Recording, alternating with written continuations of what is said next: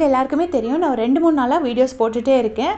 இந்த மாதிரி அப்சராவுக்கு வந்து சபரி மேலே ஒரு இன்ட்ரெஸ்ட் இருக்குதுன்னு அவங்க வந்து இவங்க அரோரா கிட்ட வந்து ஷேர் பண்ணிகிட்டே இருக்கிறாங்க. அது எப்படி ஷேர் பண்ணுறாங்கன்னா, ஒரு சீரீஸை பற்றி டிஸ்கஸ் பண்ணுற மாதிரி ஒரு பேராக வச்சு, கிளாஸ்னா சபரி, ஜார்ஜியானா வியானா, இப்படி ஒரு பேர், லூசினா வந்து அப்சரா, இப்படி பேர் வச்சு ஒன்றுனா ஷேர் பண்ணிகிட்டே இருந்தாங்க. இப்போது அதை ரம்யா கிட்டேயே சொல்லியிருக்காங்க போல இருக்கு. ஆனால் சொன்னது எப்படி சொல்லியிருக்காங்கன்னா, எனக்கு சபரி மேலே ஒரு இன்ட்ரெஸ்ட் இருக்குது, சபரிக்கும் என் மேலே ஒரு இன்ட்ரெஸ்ட் இருக்குது, அவனும் என்கிட்ட அந்த மாதிரி ரொம்ப விருப்பமாக தான் பழகுறான் அப்படிங்கிற மாதிரி சொல்லியிருக்காங்க.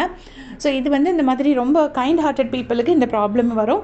ஏன்னா அவர் வந்து எல்லாருக்கிட்டையுமே அப்படி தான் பழகுவார், எல்லார்ட்டையுமே அன்பாக தான் பழகுவார். அதை வந்து அப்சரா வந்து அவருக்கு அவங்க மேலே ஒரு இன்ட்ரெஸ்ட் இருக்குங்கிற மாதிரி புரிஞ்சுக்கிட்டாங்க போல இருக்குது. அதை வந்து ரம்யா கிட்ட சொல்லியிருக்காங்க. அண்ட் ஆல்சோ இதை நான் எப்போயுமே ஷேர் பண்ண மாட்டேன் சபரிக்கிட்ட, இங்கே வச்சு சொல்ல மாட்டேன், வெளியே போயும் சொல்ல மாட்டேன் அப்படிங்கிற மாதிரி சொல்லியிருக்காங்க. ஆனால் மற்றவங்களாம் என்னென்னா கொஞ்சம் அட்வைஸ் பண்ணியிருக்காங்க, நீ அவங்ககிட்டே டேரெக்டாக சொல்லிடுங்கிற மாதிரி அட்வைஸ் பண்ணியிருக்காங்க. ஆனால் என்னென்னா கொஞ்சம் 4 நாள் பொறுத்துட்டு வெளியே போயிட்டு பண்ணு அப்படிங்கிற மாதிரி அட்வைஸ் பண்ணியிருக்காங்க போல இருக்குது.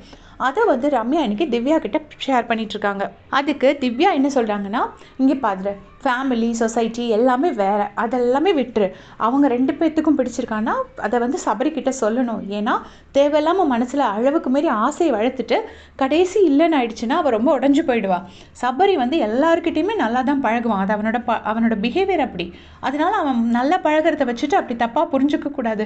ஒருவேளை உண்மையிலே அவனுக்கு இன்ட்ரெஸ்ட் இருந்தால் ரொம்ப சந்தோஷம், சொசைட்டி பற்றி, ஃபேமிலி பற்றி எதை பற்றியுமே கவலைப்பட வேண்டாம் அப்படின்னு உடனே ரம்யா சொல்கிறாங்க, இங்கே வச்சு சொன்னால் பேர் கெட்டு போயிடும்லன்னு.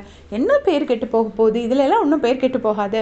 அவள் ஷேர் பண்ணணும்னா ஷேர் பண்ணலாம். ஆனால் வந்து எப்பயுமே அப்படி வேணாம்னா இங்கே இல்லாட்டா வெளியில் போயாச்சும் அவள் என்றைக்குனாலும் ஒரு நாள் சொல்லி தான் ஆகணும். சொல்லி ஃபஸ்ட்டே அவனுக்கு அதில் இன்ட்ரெஸ்ட் இருக்கா இல்லையாங்கிறத அவள் தெரிஞ்சுக்கணும். இல்லைன்னா என்றைக்கோ ஒரு நாள் வந்து அவன் வந்து இல்லைன்னு சொன்னான்னா அவள் வந்து ரொம்ப உடஞ்சி போயிடுவா அந்த டைமில் அப்படின்னு சொல்லிட்டு திவ்யா வந்து இவங்கக்கிட்ட, ரம்யா கிட்ட சொல்லிட்டு இருக்காங்க. அது ஒரு வகையில் கரெக்டு தான்.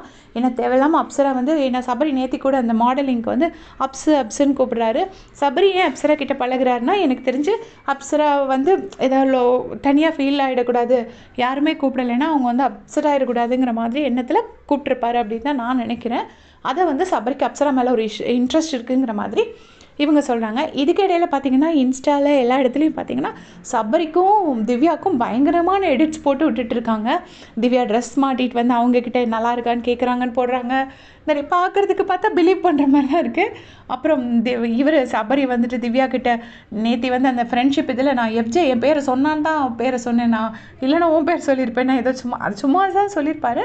அதெல்லாம் வச்சு பயங்கரமாக எடிட்ஸ் போட்டு விட்டுட்ருக்காங்க. இங்கே என்னடானா தனியாக ஒரு ட்ராக் போயிட்டுருக்கு. இதை பற்றி உங்களுடைய கமெண்ட்ஸை சொல்லுங்கள். தேங்க்ஸ் ஃபார் வாட்சிங்.